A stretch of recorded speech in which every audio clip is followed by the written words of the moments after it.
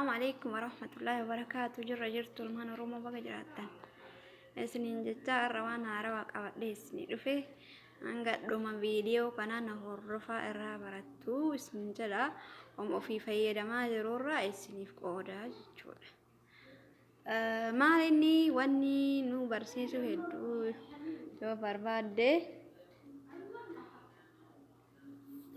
ما لني واني نو برسيسو هدو يو جتال maal inni wanni nu barsiisu iddoo jettan dhiifama warra asii nawaame yoo jettanii nagaa hattan jechuudha. Iimoo jechuudha. Iimoo nama waliin chaate yoo jettan akkamitti akka bareedu isinii bareedu fuuldura isaa jechuudha.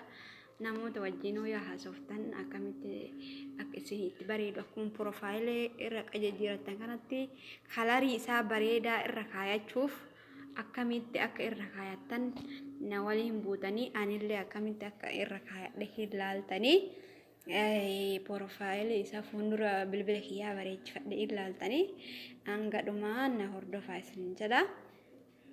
Itti aansuun immoo yuutuubii kiyya kana sabskiraayib naa godha.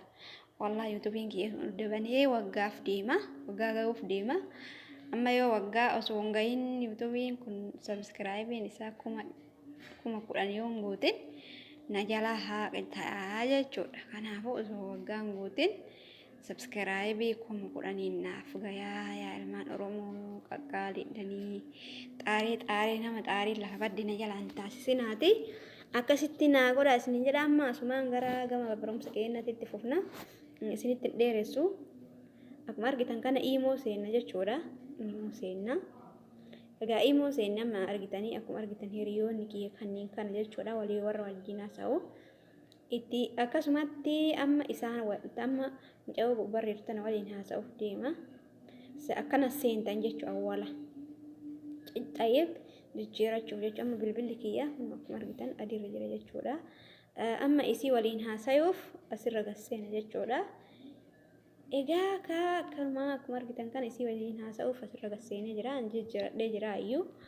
Amma kunoo akkuma agartan kan isii wajjin haasa'uuf kunoo akkati wajjin haasa'aa jira. Egaa isii wajjin walii barreessinu fuuldura kanaan nuu bareeda jechuudha. Namoonni tokko adaadii ta'aa isin jalaa jechuudha. Kana immoo kalarii barbaadan irra kaayachuuf bakki isin seentanii irra itti kaayattan kalarii kana barbaadan masjiida irra barbaadan nama masjiida gubbarra kaadhee jira. Barbaadan bahaararra barbaadan fotoo jaalalaatirra kaattanii barbaadan waan barbaadan irra kaattanii jechuudha. Eessan seenaa jechuun keessan hin oollu. Sarara sadiin tana ni agartan jedhee yaada. Tuqaa sadiin tana asirra gubbarra jirtana. Isii tana gaxxuutanii. Egaa isii tana gaxxuun booda tana gaxxuuna jechuudha. Warri beeytanii warri hin beeyne immoo barattanii jechuudha. Egaa isii gaxxuun booda egaa sarara tana sadiin san gaxxuun booda akkuma nama barreessu jedhu keesseentanii jettaniiti san booda as dhuftanii. Egaa sarara san gaxxuutaniin booda as wal peepar ta'eetu agartanii isii kana gaxxuutanii jechuudha.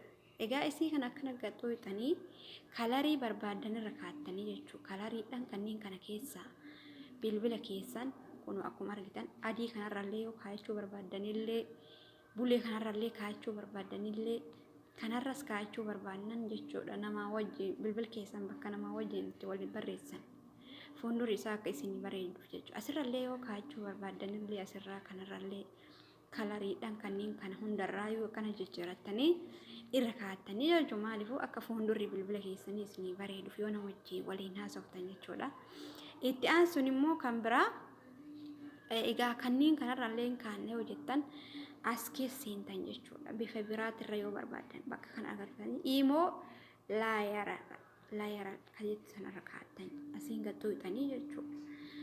Kana keessallee akkuma agartan kan asirrallee kaayachuu barbaadan kunoo akkuma agartan kana bilbila keessan asirra kaayachuullee barbaadan itti aansuun immoo akkasumas asirrallee kaayachuu barbaadan kunoo asirra egaa kaattaniin booda kanneen kan egaa jijjiirattaniin booda raayitii tanarra kaattanii jechuudha. Isin galee akka isinitti dheerannee fi viidiyoo yoo dheeratte faayidaa hin qabu.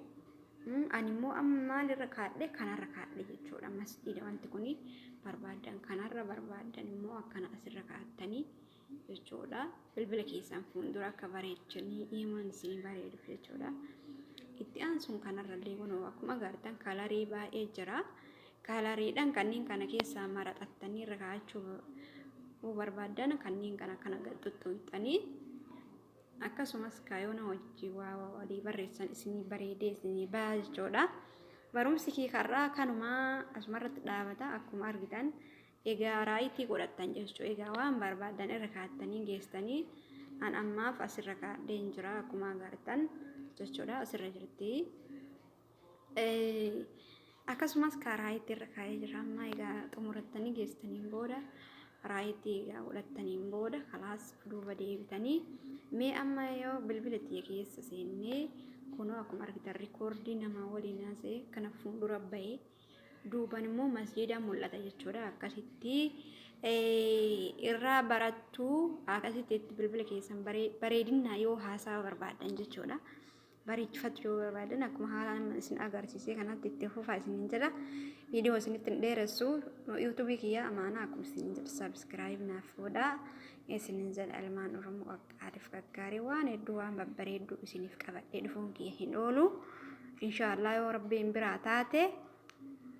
Salaamu alaikum warahmatullahi wabarakatuhu isiniin jedha.